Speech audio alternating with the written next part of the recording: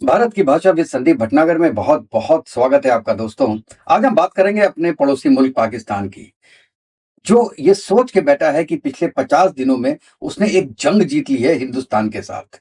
Diplomacy में वो बहुत आगे हो गया है और इंडिया पीछे रह गया है। तो आज की वीडियो में मैं उनको ये बताना चाहता हूं कि जो उन्होंने एक्शंस लिए हैं उसके क्या निष्कर्ष निकलेंगे और निकले हैं। और इसे ये भी कहते हैं कि धोबी का कुत्ता ना घर का ना घाट का। मैं ऐसा क्यों बोल रहा हूं ये मैं आपको इस वीडियो में बताऊंगा। और आगे बढ़ने से पहले मैं रिक्वेस्ट करता हूं कि जिसने मेरे चैनल को सब्सक्राइब नहीं किया है वो प्लीज मेरे चैनल को लाइक कीजिएगा और सब्सक्राइब कीजिएगा। आगे बढ़ते हैं। पाकिस्तान में पीस टॉक्स हुई, आपको भी पता है, पूरी दुनिया को पता है। और उसमें यूएस के वाइस प्रेसिडेंट जेडी वैंस आए थे, कुशनर आए थे और विल्कॉफ आए थे यूएस की तरफ से। ईरानियन डेलीगेशन था और ईरानियन डेलीगेशन के साथ एक और डेलीगेशन था, वो था आईआरजीसी का। तो 3 पार्टी तो यहां पे ये हो गई, चौथा नेचुरल है कि पाकिस्तान था। लेकिन वार्ता में कुछ नहीं निकला।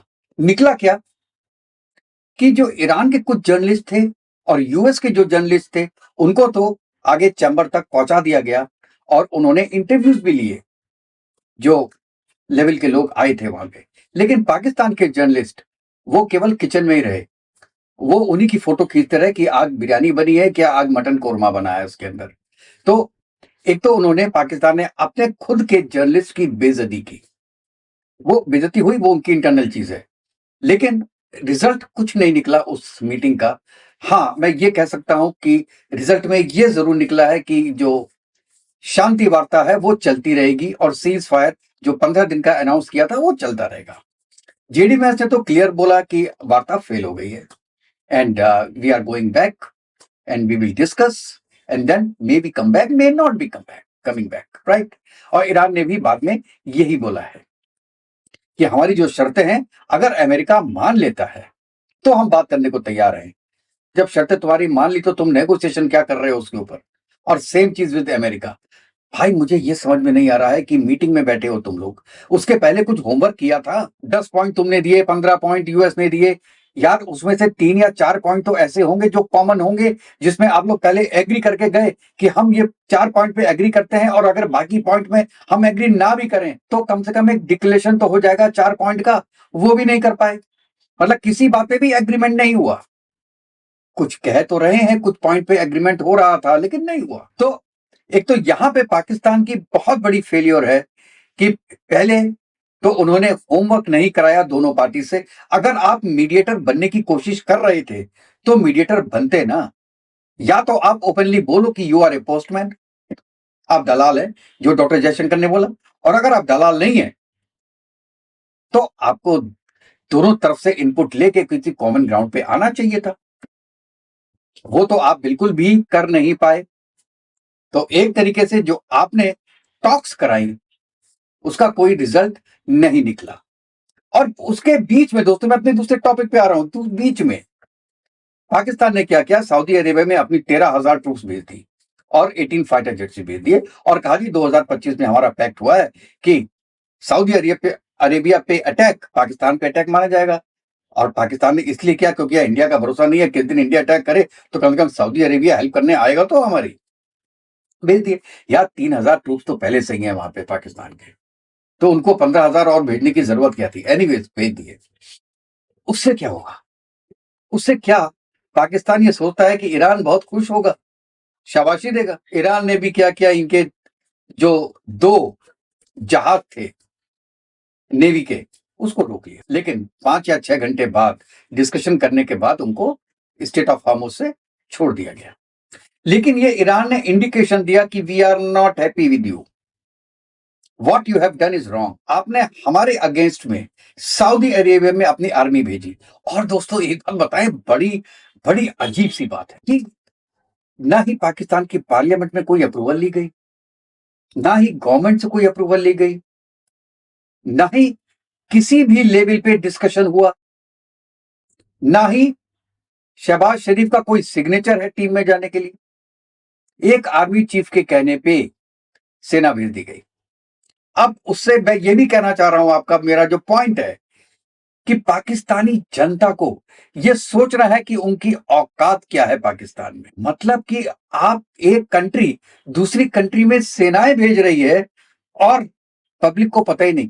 पब्लिक को पता कैसे होगा कि जो पब्लिक के नुमाइंदे हैं उनके थ्रू आप भेजते हैं, तब पता चलता है कि पब्लिक इज विद यू। लेकिन जब आपने किसी को साथ में लिया ही नहीं, दैट मीन्स ये आपने पूरे पाकिस्तान की पब्लिक की बेइज्जती की। तो यहां पे पाकिस्तान की पब्लिक की ये दूसरी बेइज्जती की। तीसरी बेइज्जती पे आते हैं। आपको पता होगा यूएई ने अपना 3.5 बिलियन का जो उन्होंने लोन दिया हुआ था वो वापस मांग लिया। ठीक है, पैसे दिए थे, और पैसे उन्होंने कब दिए थे? कुछ पार्ट, $450 मिलियन का ये दिया था 97 में, और 2 बिलियन का दिया था 5 साल पहले जो रोल ओवर हो रहा था। तो इंटरेस्ट लगा के टोटल करीब $3.5 बिलियन थे जो वापस करने थे। यूएई ने कहा भाई साहब बहुत हो गया, आप खेलते हो डबल गेम।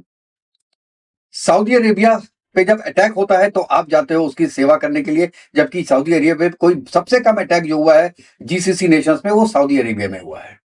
आप वहां तो चले गए, और सबसे ज्यादा अटैक यूएई पे हुआ, वहां तुमने एक बार भी पूछा भी नहीं आके। This was the main bone of contention between the two countries. तो अभी तक एक ईरान और एक यूएई, दो से दुश्मनी ले चुका है पाकिस्तान, जो कि वो बहुत आराम से अवॉइड कर सकता था, लेकिन नहीं किया उसने। पाकिस्तान की पब्लिक से दुश्मनी ली या ना ली वो तो ज्यादा फर्क पड़ता नहीं है उसमें, लेकिन ली केवल एक सऊदी अरेबिया को खुश करने के लिए। और उनको सऊदी अरेबिया से $5 बिलियन मिल भी गए, उसमें से 3.5 बिलियन ये दे देंगे। आपको पता है जो इनका पहले रिजर्व था वो $16.4 बिलियन था 2 महीने पहले। जून तक इसको होना था 18 बिलियन। उससे क्या होता कि आईएमएफ की जो नेक्स्ट जो किस्त थी 1.2 बिलियन की वो उनको मिलती।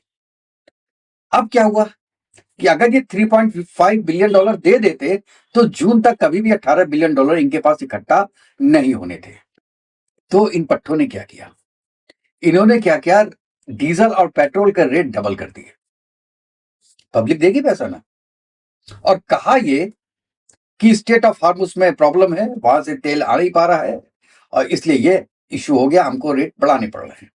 लेकिन बात तो ये थी कि ईरान ने कभी भी पाकिस्तान का एक भी जहाज नहीं रोका था, और ना ही कभी भी इसमें पाकिस्तान को प्रॉब्लम आई थी। ये तीसरी चीज है जो पाकिस्तान के लोगों को बेवकूफ बनाया गया। अब जनता कब उठेगी, कब उनको समझ में आएगा, ये तो पाकिस्तान की जनता जाने। और वो उठेगी इसलिए नहीं क्योंकि उनको समझ में आएगा नहीं कि उनके साथ क्या खेला हो गया, क्योंकि उनका मेंटल स्टेटस ही वो रखा गया है कि उनकी समझ ना आए। उनकी समझ में केवल मदरसे की एजुकेशन आए। अगर वो सही है तो सब सही है। रमजान में बना है पाकिस्तान, खूब बढ़ेगा पाकिस्तान, बस इसके सिवा दूसरी बात नहीं है। और इसीलिए दिमाग लगा है केवल एक चीज पे, हिंदुस्तान दुश्मनी, हिंदू दुश्मनी और ज्यूस दुश्मनी, यहूदी दुश्मनी। उसमें लगा दिया है एक ट्रेन की बत्ती के पीछे, या कहते हैं ट्रक की बत्ती के पीछे लगा दिया पाकिस्तान की जनता को, और अपना ऐश कर रहा है उनका एलिट। कितना धोखा दे रहे हैं पाकिस्तान वालों को, आप ये एक बार सोचिए। और बिल्कुल बिल्कुल वही पाकिस्तान के आसिम मुनीर कर रहे हैं जो कि ट्रंप बोल रहा है उनको करने के लिए, जैसा जैसा बोल रहा है। अच्छा, यूएई ने पैसे वापस मांग लिए, ठीक है, हम सऊदी अरेबिया से कहते हैं कि वो आपको पैसे दे दे। और क्या आप सोचते हैं कि सऊदी अरेबिया में जो उन्होंने अपनी फौज भेजी है वो बिना यूएस के कहने पे भेज दी है? और ऐसा कब तक होगा? आप दोस्तों एक बात सोचिए। आप पाकिस्तानी कह रहे हैं कि उनके पास लेबनान के प्राइम मिनिस्टर का फोन आया, जर्मन के चांसलर का आया, यूके के प्राइम मिनिस्टर का आया, ऑस्ट्रेलियन प्राइम मिनिस्टर का आया, अरे बाप रे बाप, फ्रांस के प्रेसिडेंट का फोन आया, कई लोगों का फोन आ गया उनके पास। ट्रम्प तो हर एक दिन में 10 फोन करता ही रहता है। यही अचीवमेंट है कि वर्ल्ड के लीडर्स का फोन आया।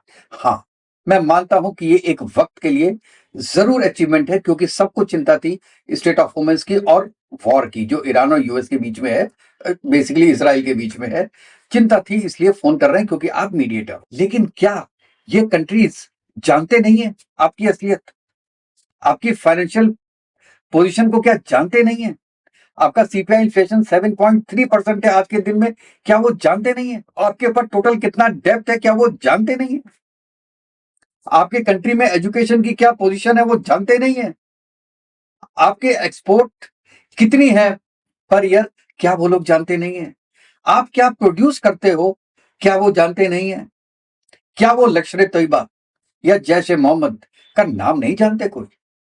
क्या उनको पता नहीं है कि ex prime minister Imran Khan jail में है और उनकी दोनों आंखें लगभग खराब हो गई हैं या कर दी गई हैं?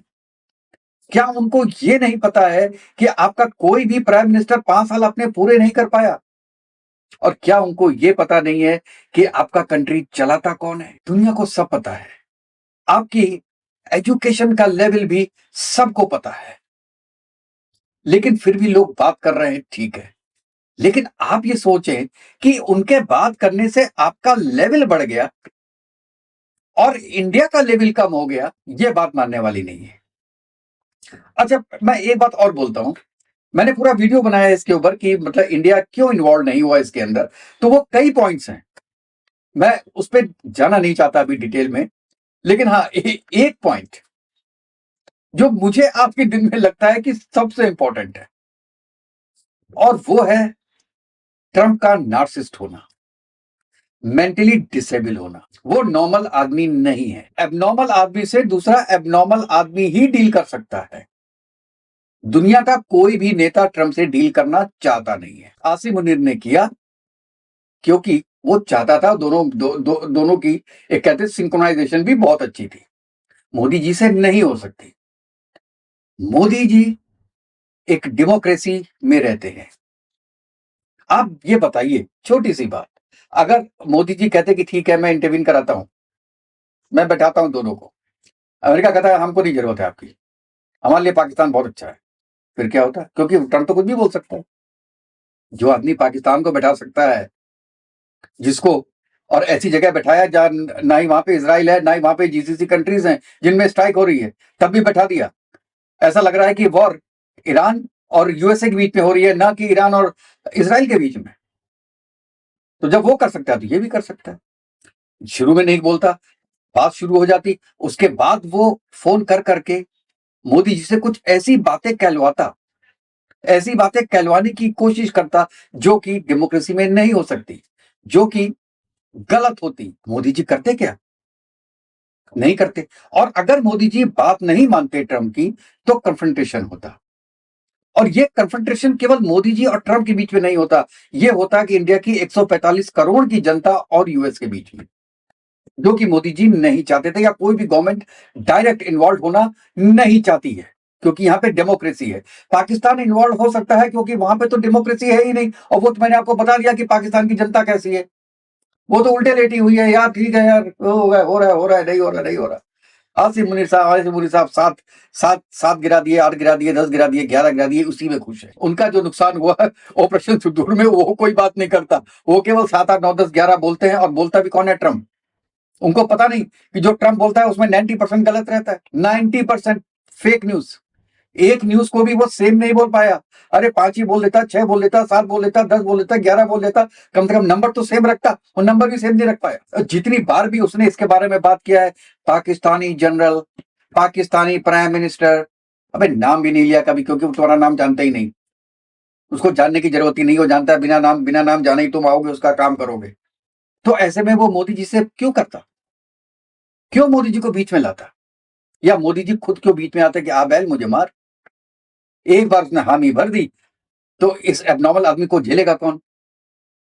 अभी जो टैरिफ के चंगुल से बड़ी मुश्किल से निकले हैं, जो कि अभी तक नहीं हुआ, अब दूसरा पंगा आ जाएगा कुछ, तो इसलिए अभी दूर बैठो। हर कंट्री ऐसे ही कर रहा है। Every country do the same thing. France ने क्यों नहीं किया? चाइना ने क्यों नहीं किया? फ्रांस ने क्यों नहीं किया? आपका रशिया ने क्यों नहीं किया? यूके ने क्यों नहीं किया? नहीं किया ना किसी ने।